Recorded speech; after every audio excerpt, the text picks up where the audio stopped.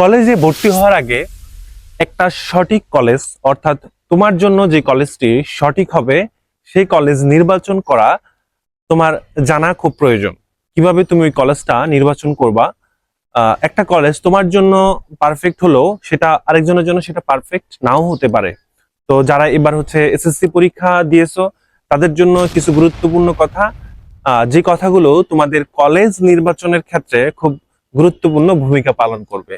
তো একটা কলেজ নির্বাচনের আগে তোমাকে অবশ্যই লক্ষ্য রাখতে হবে ওই কলেজের বিগত বছরের ফলাফল। তো বিগত বছরের ফলাফল তুমি কিভাবে সেটা দেখবে? বিগত বছরের ফলাফল দেখার জন্য তোমাকে অবশ্যই একটা ওয়েবসাইট আছে যেখানে তুমি বিভিন্ন প্রতিষ্ঠানের কি রেজাল্ট গুলো তোমাকে দেখতে সহযোগিতা করবে। যেমন এডুকেশনাল বোর্ড রেজাল্ট, ওই ওয়েবসাইটের মধ্যে তুমি গিয়ে রেজাল্ট বের করে ফেলতে পারবে। তো সেটা তুমি গুগলের সাহায্য নিয়ে তুমি রেজাল্ট গুলো বের করে নিতে পারো। নির্বাচনের ক্ষেত্রে দ্বিতীয় যে বিষয়টি তোমাকে লক্ষ্য রাখতে হবে, কলেজ থেকে তোমার বাসার যে দূরত্ব, সেই দূরত্ব আসলে কতটুকু।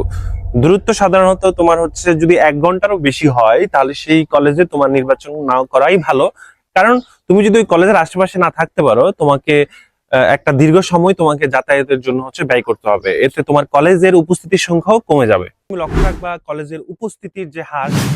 তো কিছু কলেজ থাকে যেগুলো ক্লাস না করলে শুধু পরীক্ষা দিলে হয়ে যায়। আবার কিছু কলেজ থাকে যেগুলোতে তোমাকে উপস্থিত থাকতে হয়, একটা নির্দিষ্ট পার্সেন্টেজ থাকে। ওই পার্সেন্টেজের নিচে ধরো 80% বা 70% যদি উপস্থিত কম থাকে তাহলে সেক্ষেত্রে তুমি পরীক্ষা দিতে পারবে না, বা একটা জরিমানা তোমাকে দিতে হবে, অথবা ডেইলি একটা ফাইন থাকে।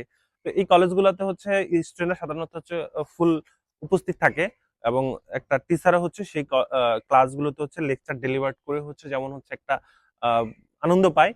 ঠিক স্টুডেন্টরাও ক্লাস করে মজা পায়। কিন্তু যেসব কলেজে উপস্থিতি থাকে না, তুমি যদি চেষ্টা করো যে তুমি 100% উপস্থিতি থাকবা, তারপরে তোমার পক্ষে সেটা সম্ভব হবে না। কারণ তোমার আশেপাশে বন্ধু বান্ধব যদি কলেজে উপস্থিত না থাকে, তোমার উপস্থিত থাকতে মন চাবে না।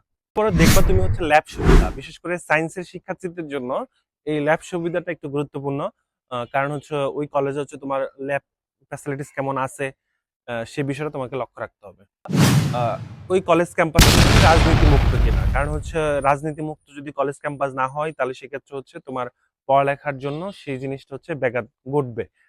তো এই বিষয়টা তোমার খুব ভালোভাবে লক্ষ্য রাখবা। বিশেষ করে সরকারি যে কলেজগুলো থাকে সেই কলেজগুলো মোটামুটি একটা রাজনৈতিক প্রভাব থাকে। কিছু কিছু সাহিত্য শাসিত প্রতিষ্ঠান আছে যেগুলোতে মোটামুটি রাজনীতি প্রভাব থাকে না।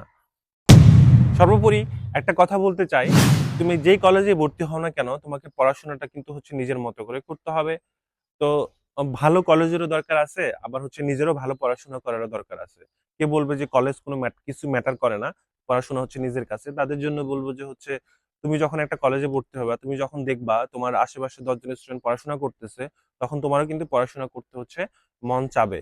কিন্তু তুমি যদি দেখো একটা কলেজে ভর্তি হইছো, তোমার ওই আশেপাশে তোমার যে সার্কেলটা তৈরি হবে সেই সার্কেলের মধ্যে কোনো একটা মোটিভেট নাই পড়াশোনা করার প্রতি, বা হয়তো ভালো স্টুডেন্ট কিন্তু এই পরিবেশের কারণে সে বা কি মানে পড়াশোনা করতেছে না খুব ভালোভাবে, বা তোমার তার পড়াশোনার কলেজে যে প্রেশারটা থাকে সেই প্রেশারটা নাই।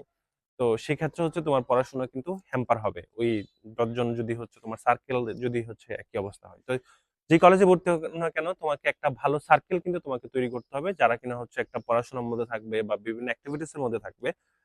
তো আশা করি সবার জন্য শুভকামনা রইল। এর পরবর্তীতে নতুন কোনো ভিডিও নিয়ে আমরা হাজির হব।